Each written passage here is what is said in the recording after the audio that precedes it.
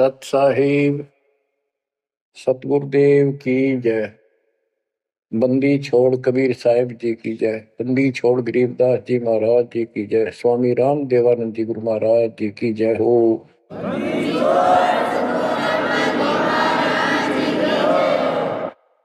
सर्व संतों की जय, सर्व भक्तों की जय, धर्मी पुरुषों की जय। श्री काशी धाम की जय, श्री सुडानी धाम की जय, श्री क्रोथा धाम की जय, श्री बरवाड़ा धाम की जय। सत साहिब ग्रीव न्योली नाद सुभान गति, लड़े भुजंग हमेश, जड़ी जानो नाम जगदीश है, विष नहीं व्यापे शेष। संत गरीबदास जी महाराज परमात्मा से प्राप्त अध्यात्म ज्ञान को कितने सुंदर तरीके से प्रमाण के साथ पेश करते हैं कि परमेश्वर कबीर जी का जो नाम है ये ऐसा जबरदस्त है। कबीर साहब ने बताया कि कबीर जैसे फनपति मंत्र सुन, रख पुन सुकोड़े, ऐसे बीरा मेरे नाम से बाल चले मुंह मोड़े। ये तो कबीर साहब ने स्वयं बताया। जैसे फनपति सर्प और गारुड़ के मंत्र को सुनकर उससे इतना डर जाता है कि अपने फन को इकट्ठा करके भागने की चेष्टा करता है, ऐसे मेरे नाम से, कबीर नाम से, उस सच्चे मंत्र से यू काल चले मुंह मोड़, ऐसे काल दूर भाग जाता है। गरीबदास जी कहते हैं, यम किंकर कर जोड़ चले तिस देख रे, धर्मराय के अंक मिटावे लेख रे, जीव जूनी नहीं जा बाठा डे गही, दर्ग मंज हजूर पकड़ छे की बही। गरीबदास जी आंखों देखा परमात्मा की शक्ति का वर्णन करते हैं कबीर जी का, कि उनको देख कर यम के दूत हाथ जोड़ के और दूर चले जाते हैं। और फिर परमात्मा ने धर्मराज के दरबार में जाके मेरी बही निकाली। बही वो बुक, वो पैड जिस पे अकाउंट लिखा था, और परमात्मा ने कहा ये मुझे दो, ये मेरा भक्त हो गया, इसने मेरी दीक्षा ले ली। वह पैड पाट दी जाता न वहीं पर फेंक दी कूड़े में। दर्ग मंज हजूर पकड़ छे की बही, जीव जूनी नहीं जा बाठा डे गही। कि कबीर साहब ने जिसकी बाह पकड़ ली, जिसका हाथ पकड़ लिया, जिसको शरण दे दी, वो जीव 184 प्रकार की योनियों में नहीं जाएगा। बाह ठाडे गही, ठाडे ठाडा मीन तगड़े, समर्थ, शक्तिशाली ने हमारी बाह पकड़ ली, हमें शरण दे दी।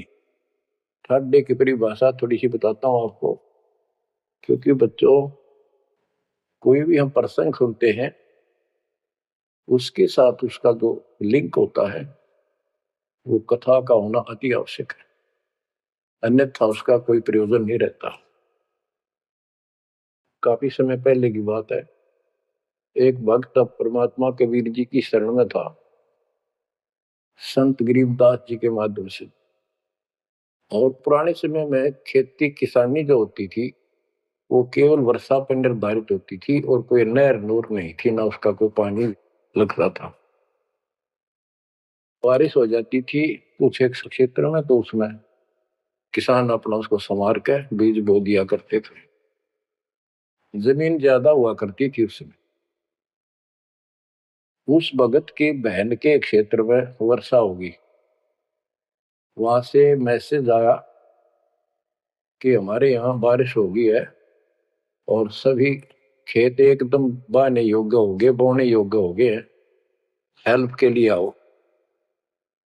वो अपने बैल अपना हल लेकर चला गया, उसको दूसरे खेत में भेज दिया। स्वयं उसका जो जीजा था, बहन का बटेऊ पति, वो अपने बैल लेकर दूसरे खेत में चला गया। जिस खेत में वो भक्त गया, दिन में हल चलाया, दोपहर के समय उस समय रेस्ट देते हैं बैलों को, पेड़ के नीचे चला गया। फिर वहां देखा आसपास एक तालाब थी, छोटी सी तलैया जोड़ी, उसमें कुछ पेड़ पेड़ थे, पानी था। बैलों को पानी पिलाने चला गया तो वहां एक मंडी बनी हुई थी, यादगार सी छोटी सी चबूतरा सा बनाकर। उस पे एक बेली गुड़ की रखी थी। बेली पहले 5 किलो का कट्ठा ही बना करते, वो विशेष कर चढ़ाने के लिए होता था, भेंट। अपने देवी देवताओं को किसान चढ़ाते थे, बोल देते थे पहले ही फसल का पहला वो 5 किलो ऐसे पीर का चढ़ाओ। वो पीर की मंडी थी। तो वो जो एक का डला सा था मोटा 5 किलो का, 5 शेर का, उसको उठा लाया वो भक्त। कुछ आप खाया, कुछ बैलों को खिला दिया, अपना काम करके शाम में घर पर आ गया, सो गया। रात्रि के 12 बजे के आसपास एक 4.5 फुट का, टोपी सिर पे, सफेद कपड़े, दाढ़ी, जैसे मुसलमान वेशभूषा हो, आके उससे 10 फुट दूर खड़ा होके और कहने लगा, तूने मेरा गुड़ कैसे खा लिया, तेरी हिम्मत कैसे पड़ गई, तो ठाड्डे की शरण में है इसलिए बच गया, न तुझे मारता और तेरे दोनों बैलों को मारूंगा। मेरी पार नहीं बसाई और कति लाल आंख कर रखी और बहुत गुस्से में था। यूं कह गौ चला गया। भगत को भी फिर थोड़ा सा एहसास हुआ, यू के भला थी। बाकी इतना तो विश्वास था कि समर्थ की शरण में हो, इस तरह के कुतरुओं का कोई बहुत नहीं। फिर भी मन में था वही कदे, ये बात हुई तो हुई क्यों, ऐसा क्या कारण हो गया। उसने अपनी बहन से पूछा कि बहन, ऐसे ऐसे उस मंडी पे गुड़ चढ़ा रखा था आपके खेत में, किसकी वहां रखी है वो आपके खेत के बराबर में, जोड़ी पे, तालाब पे। तो उसकी बहन बोली, के बात हुई भाई, क्योंकि एक बेली चढ़ा रखी थी, किसी ने गुड़ की तो रखी थी, मैं ठा लिया, गुड़ कुत्ते खाओ उसने, मन बहन आती खिला दी, कुछ आप खा ली।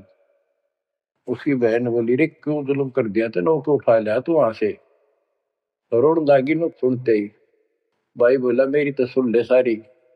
वो एक इतने 4.5 फुट का, 4 फुट का आदमी होगा और सफेद कपड़े पहन रखे, ऊपर टोपी, मुसलमान टाइप सा था, और मेरे से 10 फुट दूर खड़ा होगा। रात को आया और यूं बोला, तेरी हिम्मत कैसे पट गई, मेरा गुड़ उठा लिया, तेने खा कैसे लिया। मैं बोला, नहीं वो आप पे बोलेगा। ने बोला, तू ठाट देगी शरण में है ना, तुझे मारू और तेरे दोनों का लाल मारू। ला ला के रखी थी और नो कहकर चला गया वापस। वो भेड़ और फूट फूट कर रोने लगी, बोला, रे तो मेरा काला मुंह कराओ के जवाब दो, माने न्यू शहरों से तने के वो एक गुड़ पाया खाने को। हमारे अब सारे गुड़ की कमी है यहाँ पर। बहुत बुरी तरह लगी रो, हाय बचा कुकर मेरा भाई, अपने पति ने भी लड़न लगी, तने क्यों भेजा ही उस साइड में, तो इन्होंने क्यों ना भेजा, तेने बताना चाहिए था इसको पहले। वो भाई बोला, तेरी अब भी अकल पर पर्दा पड़ रहा, उतरा शेर हाथ जोड़ के गया, अरे नो क्या तू ठाट देगी सर में, जा तो बच गया, न मारी न दो मैंने तो रोए जाओ पाछे थे। अरे मैं जिंदा जी रोने लाग रही तो पागल कहेंगी, इतनी भी अकल पे पर्दा पड़ गया तुम्हारे, मैं किसकी सुनूं पता है। मैं ये रिक्वेस्ट करूं थारे ते, तुम भी आ जाओ, ना इन भूतड़िया दिन डर डर मर जाओगे। तो बच्चों, यम किं कर जोड़ चले तिस देख रे। बच्चों, आत्मा फूट फूट गाती है, चारों युग में संत पुकारे कूक क्या हम हेल रे, हीरे माणिक मोती बरसैया जग टूटा ढेर रे। ये डरे तो बड़ी आदत पड़ गई इनमें। यम किं कर जोड़ चले तिस देख रे। धर्म राय की बंद मिटावे लेख रे।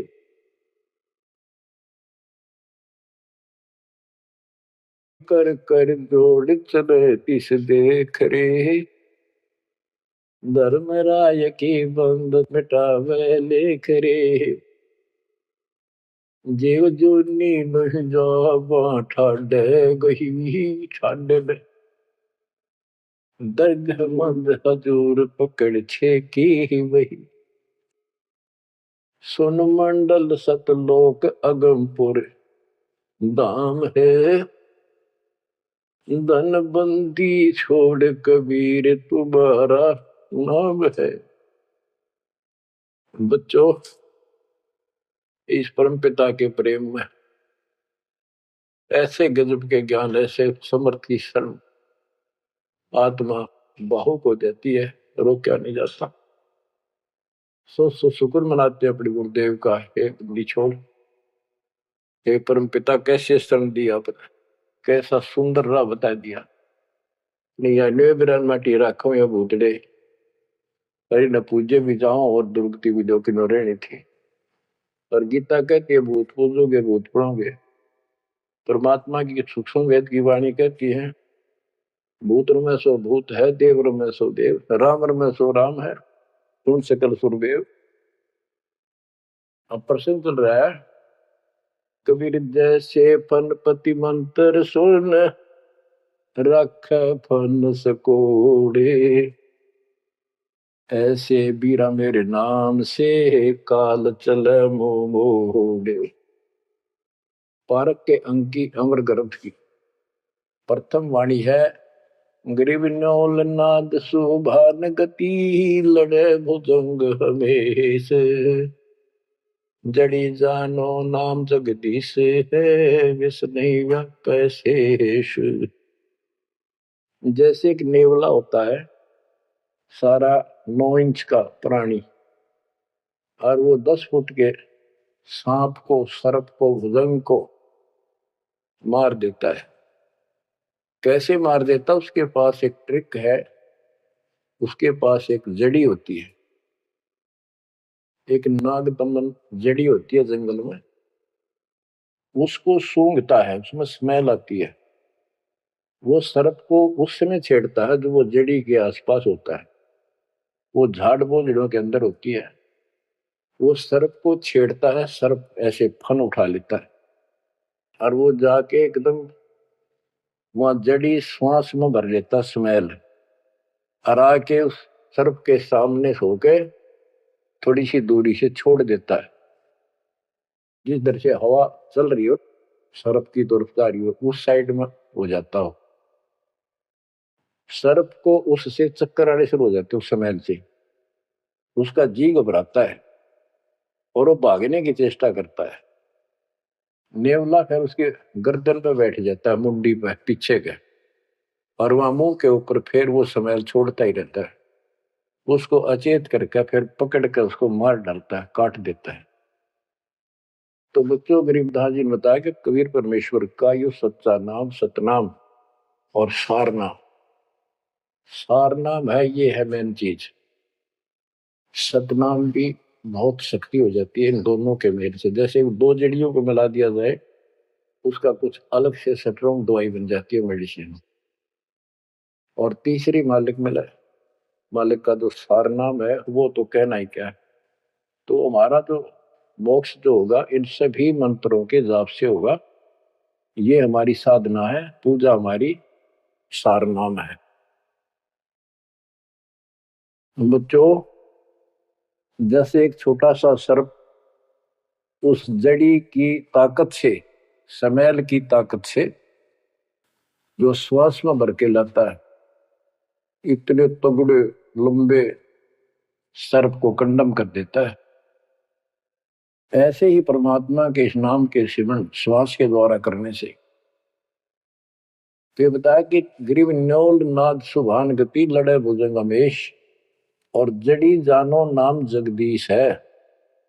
जगदीश सारी सृष्टि के मालिक का जो असली नाम है वो जड़ी है, वो नागदमन जड़ी है। अब जैसे सतनाम भी बहुत ताकत रखता है,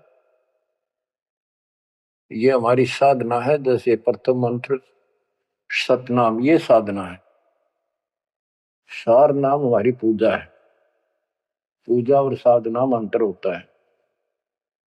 कबीर साहब हमारा पूज्य है। साधना वो होती है, जैसे हमने जल की आवश्यकता है तो हैंडपंप लगाते हैं। हैंडपंप के लिए बोकी और पाइप, बोकी मारते रहते हैं, मिट्टी बाहर डालते रहते हैं।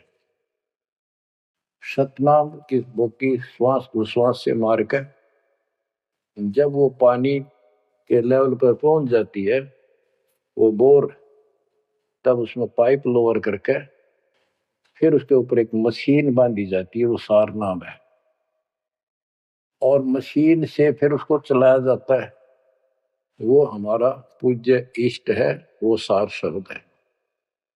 जो हमें चाहिए था ऐसे मिलेगा वो सुख परमपिता परमात्मा के सच्चे दरबार का।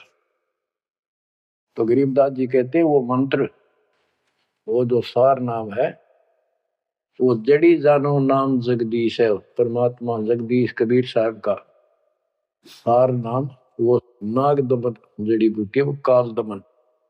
और विष्णु व्यापक शेष, छोटे से सांप की बात छोड़ो, शेष नाग जो सबसे बड़ा ताकतवर 1000 फुट का बंदर है, यानी काल 1000 भुजा का ताकतवर है, ये भी निकट नहीं आ सकता। बच्चों, किस्मत सराहा करो अपनी, 100 गुण गाया करो। गरीबदास जी कहते हैं, गरीब साधों से ते मस्करी, ये चोरों नाल खुशाद, मल अखाड़ा जीतेंगे ये युगन युगन के माल। माल, रेसलर, पहलवान, इन नकली गुरुओं से तो खुश है सारा संसार। साधों से ती मस्करी, इन चोरा नाल खुशाद। हाय हाय, इन चोरों से, झूठे गुरुओं से खुश और साधु संतों के मजाक करते हैं। ये तो मल अखाड़ा जीतेंगे युगन युगन के बाद। आप हो वो युगन युगन के माल। बच्चों, आपको बहुत बार प्रमाण दिए जाते हैं, देता ही रहूंगा आखिरी सांस तक, क्योंकि सिलेबस यू है। टीचर सारा साल सिलेबस पढ़ाता है, उल्टा सुल्टा उन्हें कोई रट्टा लगवाता है और तब बच्चे सफल होते हैं। परमात्मा योगों से आपके साथ है। सतयुग में राजा अम्बरीश एक बहुत बड़े धार्मिक राजा हुए हैं और खूब यज्ञ किया करते थे, भंडारे करते थे, ब्राह्मणों को खूब धन दान करते थे, लागड़ गऊ बांटा करते थे। 1000 लागड़ गऊ बांट देते। लागड़ माने बच्चे वाली, प्याई हुई, दूध वाली। भोजन भंडारे करवाते थे, दक्षिणा देते थे। जैसा भी लोक वेद सुना था, गुरु जी ने बताया था, ऋषियों ने, वो सारा कुछ करते थे। परमात्मा वहां भी साथ रहते हैं, उनकी इज्जत रखते हैं भक्ति की। और बीच बीच में उनको समझाने की चेष्टा की, कोई ऋषि रूप बनाकर अम्बरीश जी को सच्चा मार्ग बताया, खूब ध्यान से सुना और नाम लिया। लेकिन वो ऋषि वहां सैकड़ों और मालिक एक। आखिर में राजा अम्बरीश भी हाथ खड़े कर गया, मालिक की साधना छड़ दी और वो ऋषियों वाली वो शुरुआत कर दी। इतने अच्छे भगत विष्णु जी के बने हुए थे। बच्चों, अब हंसी भी आती है, दुख भी होता है। गरीब वेद पढ़े पर भेद न जाने, वाचे पुराने ठारा, और पत्थर की पूजा करे, भूल गए सृजनहारा। वेद पढ़ा करते ऋषि उस समय, केवल वेद। पुराण तो इनकी अपनी रचनाएं, फिर गोसा लिखते चले गए और सारा वेद के विरुद्ध साधना करते और कराते थे। विष्णु जी की पूजा करे, और गीता क्या कहती है, तो चारों वेदों का सारांश है। विष्णु 3 गुणों में से एक सतगुण है। इन तीनों गुणों की भक्ति तक गुणमयी माया के द्वारा जिसका ज्ञान हरा जा चुका है, यानी इसी तक सीमित है, जो राक्षस स्वभाव को धारण किए मनुष्यों में नीच दूषित कर्म करने वाले मूर्ख, ये मेरी भक्ति ना करते। तो अब मैं हजारों वर्षों तक चलेगा, अरबों भगत बच्चे बेटा बेटी पार होंगे, जो चलेगा जो भी लाखों वर्ष और भी चलेगा, लेकिन वो साधना करते रहेंगे, लेकिन उनका विश्वास इतना नहीं बनेगा, वो फिर यही रह जाएंगे काल के जाल में। उन्हीं में से फिर, क्योंकि उनकी भक्ति जबरदस्त है, शास्त्र अनुकूल है, अगले सतयुग में उन्हीं पुण्यात्माओं को काल जन्म देगा। उनको पहले ऊपर के लोकों में रखेगा, ऊपर के लोकों में स्वर्ग में देवता हजारों लाखों वर्ष वहां रहेंगे। यानी एक कोल्लू के साथ चक्कर है, चैन है, चैन, उस चैन पर जैसे डाल देते हैं ब्रह्मलोक में गए, फिर चक्कर काटते काटते विष्णु लोक शिव लोक सारे अपने कर्म फोड़ के भोग के खत्म करके फिर भी उनके पुण्य इतने बच जाते हैं कि सतयुग में जन्म देते हैं उनको, और सतयुग में भी अच्छे पुण्य कर्मी फिर राजा बनते हैं। और वह भक्ति, ये वाली भक्ति कसक और वो शेष बची ताकत फिर भी साथ रहती है, और इस कारण से भगवान भी उनके साथ रहना पड़ता है। जो बच्चा गौ की नजर में, यूं साई को संत भक्तों के पीछे फिरे भक्त वत्सल भगवंत। कबीर जो जन मेरी शरण है ताका हूं मैं दास, गेल गेल ला गया करो जब लग धरती आकाश।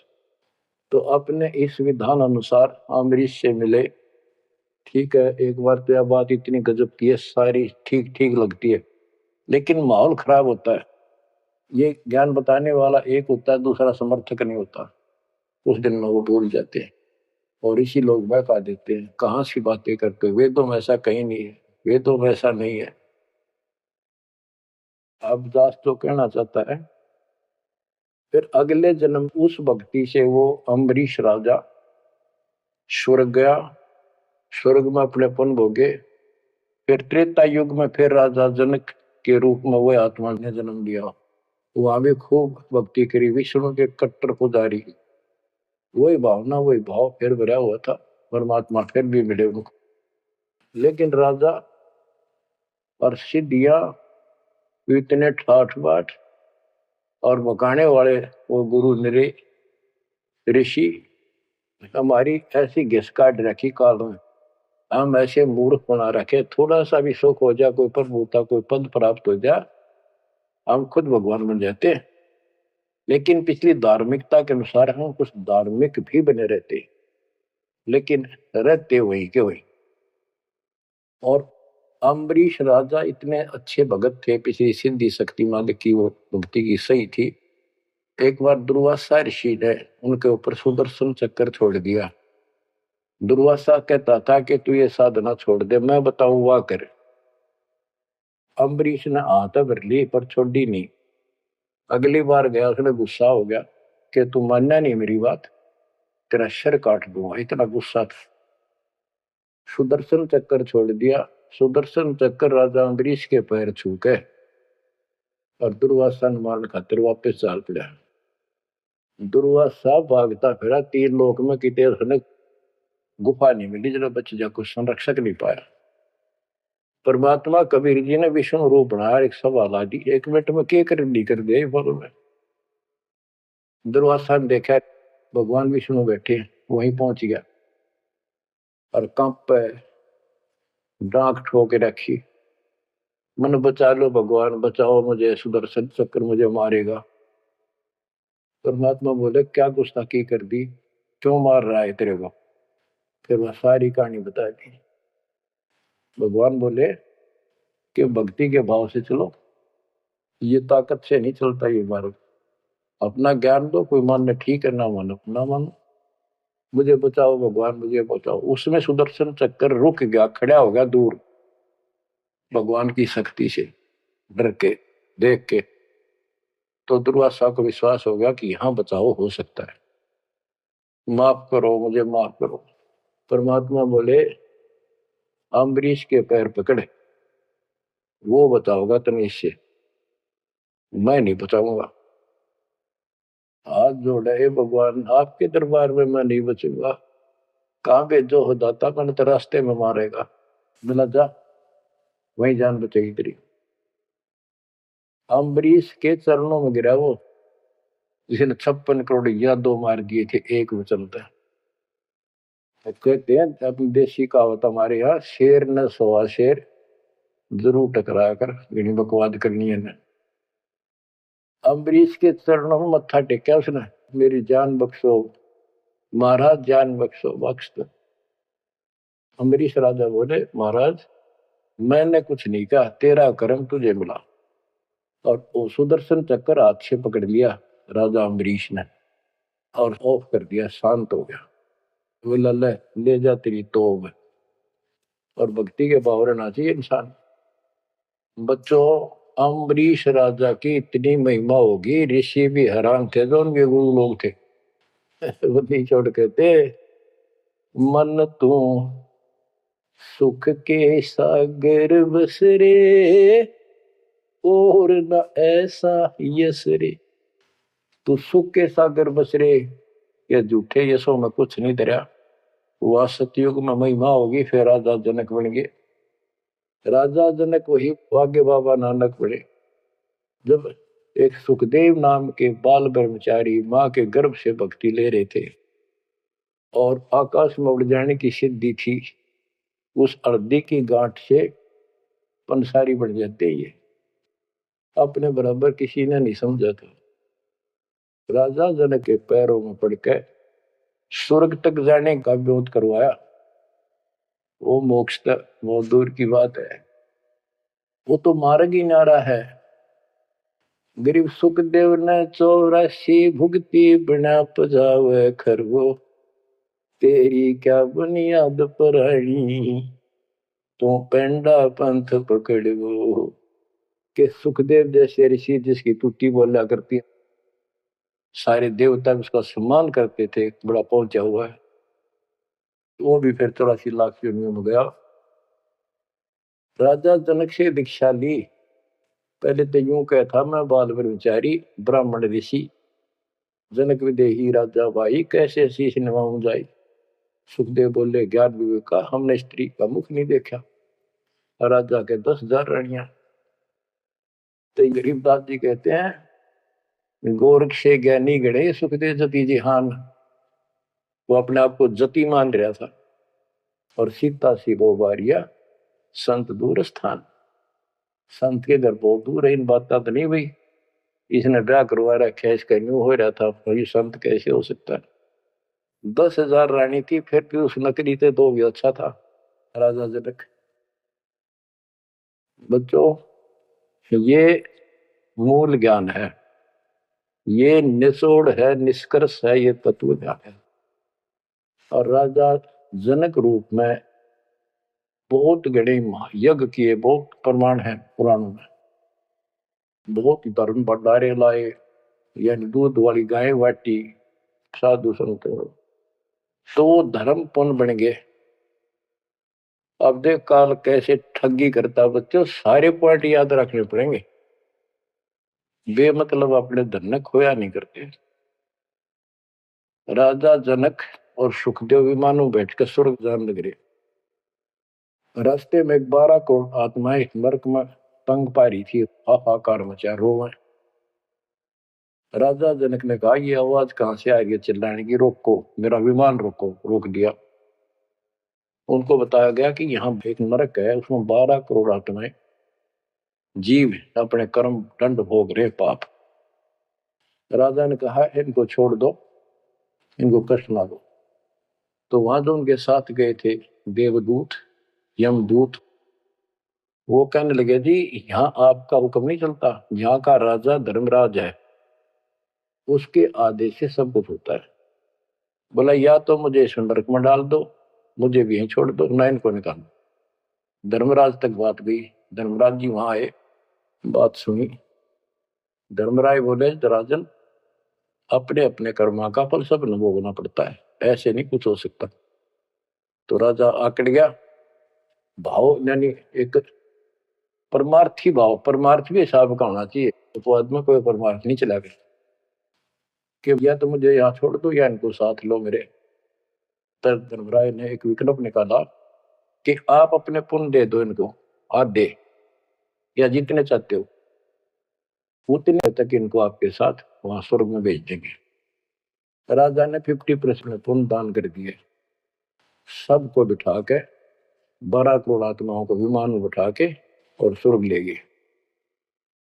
बच्चों, सुखदेव ने गलती करी नहीं, वो तो आज तक स्वर्ग में है।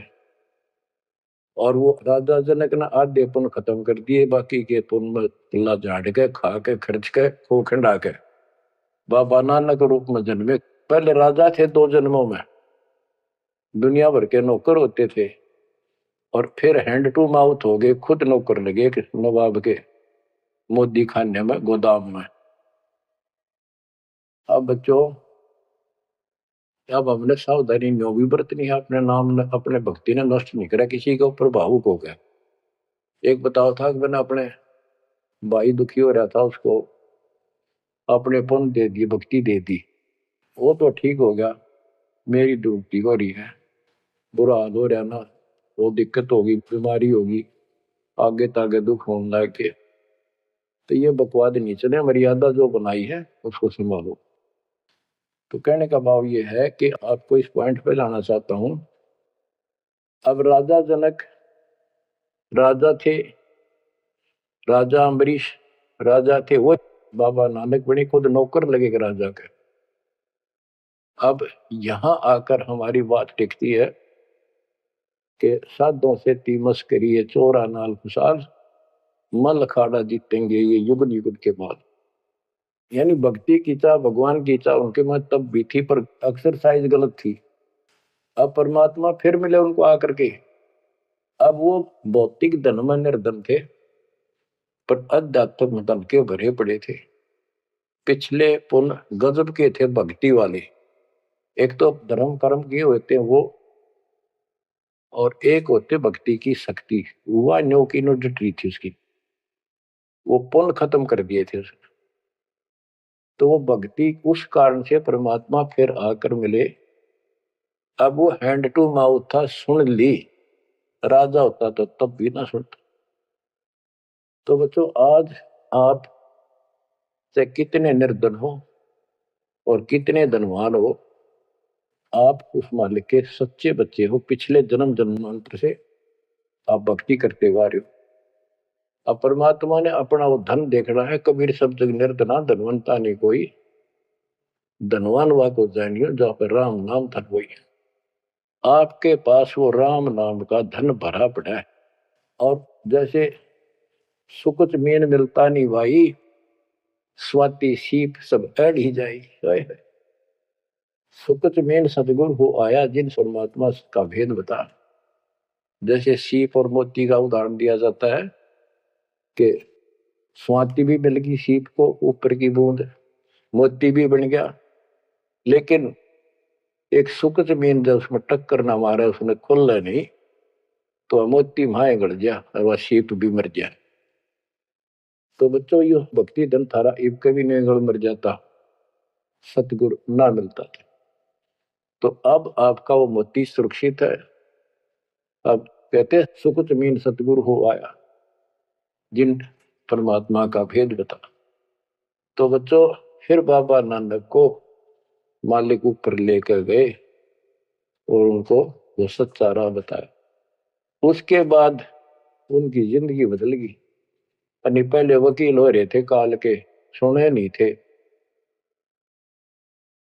अब जो बाबा नानक जी हिंदू धर्म में जन्मे थे, खत्री गोत्र था, और भगवान विष्णु कृष्ण राम कुर्बान थे इनके ऊपर। गीता का पाठ ब्रजलाल पांडे से पढ़ा करते थे और गीता पढ़ते थे। दाता मिले तो खूब तर्क वितर्क किए। आखिर में बोले आखा वेखो तो मानो। तो परमात्मा ने आई विटनेस भी बनाने थे।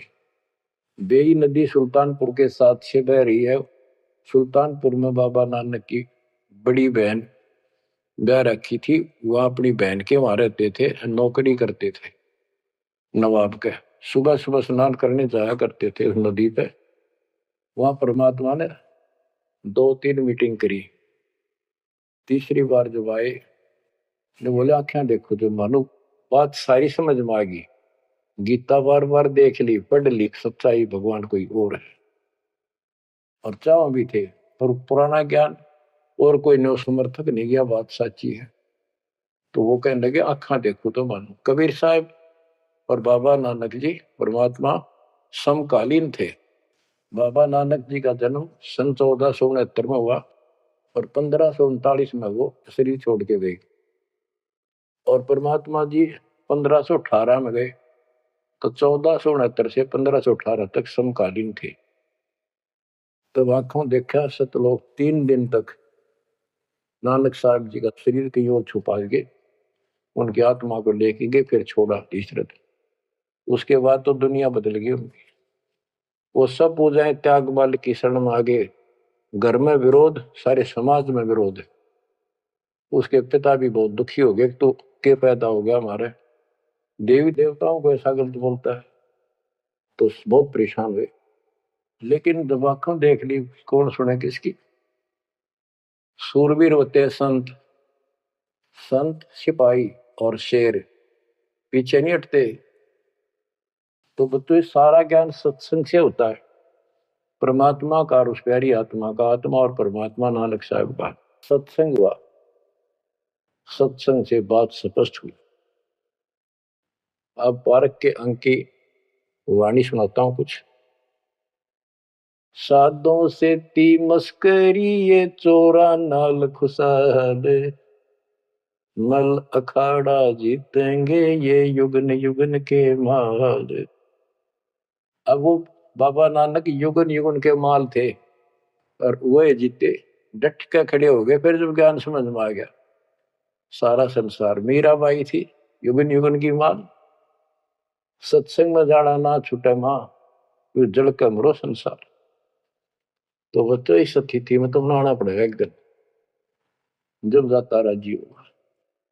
और ये ज्ञान खुद देता है भगवान, और वो आत्मा जो इसको सुनकर कुर्बान हो जाती है, वो महान आत्मा होती है। गरीब अंश गवन करते नहीं, मान सरोवर छाड़, कौवे उड़ उड़ जात हैं खाते मांसाहार। हंस और कौवे और बुगले सब पक्षी कहलाते हैं।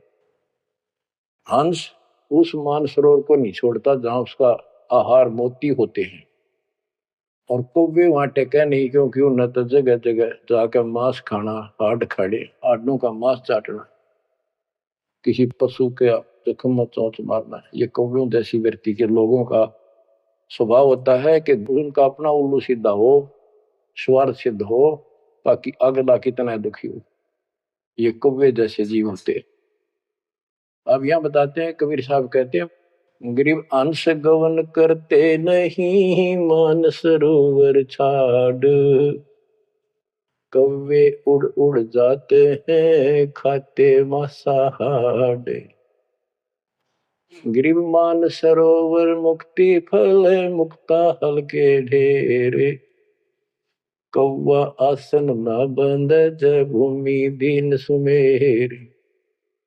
गरीब कौवा रूपी बेक है, ना प्रतीत यकीन, 68 का फल मेटे करे भय दीन बेदीन। गरीब हंस दशा तो साध है, सरोवर है सतसंगे, मुक्ता हलवाणी चुगे फिर चढ़त नवेला रंगे।